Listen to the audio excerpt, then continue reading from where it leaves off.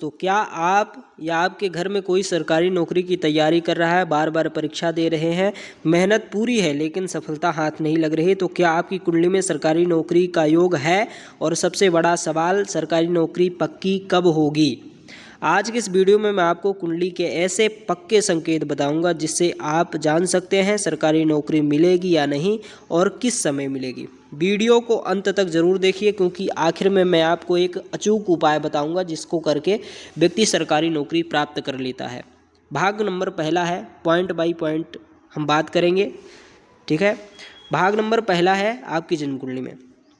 दोस्तों, सरकारी नौकरी का संबंध मुख्य रूप से 3 भावों से देखा जाता है। पहला है दशम भाव, जिसे हम कर्म भाव कहते हैं, ये। दूसरा है छठा भाव, ये। और एकादश भाव, ये, ठीक है। दशम भाव आपको नौकरी, पद, अधिकार, छठा भाव आपको प्रतियोगिता, परीक्षा, संघर्ष और एकादश भाव आपको सफलता, चयन और लाभ देता है।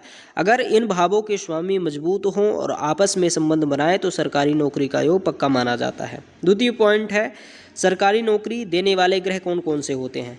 सूर्य, राज, सरकार, प्रशासनिक अधिकारी। सूर्य मजबूत हो, दशम भाव से जुड़ा हो। मजबूत का मतलब समझो कि अशुभ ग्रहों की दृष्टियां ना हो, नीच अवस्था का ना हो, अंश से प्रबल हो, तो IAS PCS जैसे योग भी दिलाता है। ऐसे योगों को प्रबल बना के सरकारी नौकरी प्राप्त करा देता है। आगे है शनि, सरकारी सेवा, स्थायी नौकरी। शनि मजबूत हो तो पक्की और लंबी नौकरी। बृहस्पति, सम्मान, उच्च पद, चयन, शिक्षा, बैंक, शिक्षा, प्रशासन, ये कार्य बृहस्पति देते हैं। चंद्रमा, सरकारी संस्थान, जनता से जुड़ी नौकरी, है ना, पुलिस, स्वास्थ्य, महिला सेवाएं।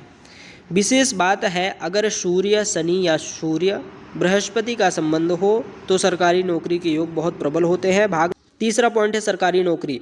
तो सबसे महत्वपूर्ण सवाल है समय कैसे जाने, इसका समय कब होगा, कब सरकारी नौकरी लगेगी? तो नौकरी हमेशा दशम भाव से देखा जाता है, दशम भाव की महादशा अंतरदशा से। तो दशम भाव ये है, दशम भाव की जब महादशा होगी या कि अंतरदशा होगी, दशम भाव का मतलब दशम भाव के जो स्वामी होंगे, दशमेश, है ना, दशमेश, उसमें आपकी सरकारी नौकरी निश्चित रूप से लगेगी। खासकर जब चल रही हो महादशा तब तो होगी ही होगी। दशा भाव के स्वामी की दशा, सूर्य, शनि या बृहस्पति की महादशा, अंतरदशा, छठे भाव के स्वामी की दशा, छठा भाव ये है ना, तो इसमें सरकारी नौकरी के योग प्रबल हो जाते हैं। गोचर की भूमिका क्या होती है? जब शनि या बृहस्पति दशम भाव, दशमेश या लग्न पर शुभ दृष्टि डालते हैं। दशम भाव ये हुआ दशमेश यानी दशम भाव के स्वामी, है ना, और लग्न पर ये हुआ आपका लग्न, प्रथम भाव, शुभ दृष्टि डाले तो उसी समय परीक्षा क्लियर हो जाती है, इंटरव्यू सफल हो जाता है, ज्वाइनिंग लेटर आ जाता है। कई बार नौकरी मिलने से 6 महीने पहले ही कुंडली संकेत दे देती है। भाग नंबर चौथा है, कुंडली में सरकारी नौकरी के पक्के योग कौन कौन से होते हैं? दशम भाव में सूर्य, ये आपका दशम भाव है, इसमें आपके सूर्य, शनि या बृहस्पति, दशमेश यानी दशम भाव के जो स्वामी हैं छठे भाव में बैठ जाएं, छठे भाव से संबंध बना ले। नवमांश कुंडली में दशम भाव मजबूत हो, सूर्य उच्च या स्वराशि में हो, शनि का होकर भी नीच भंग योग में।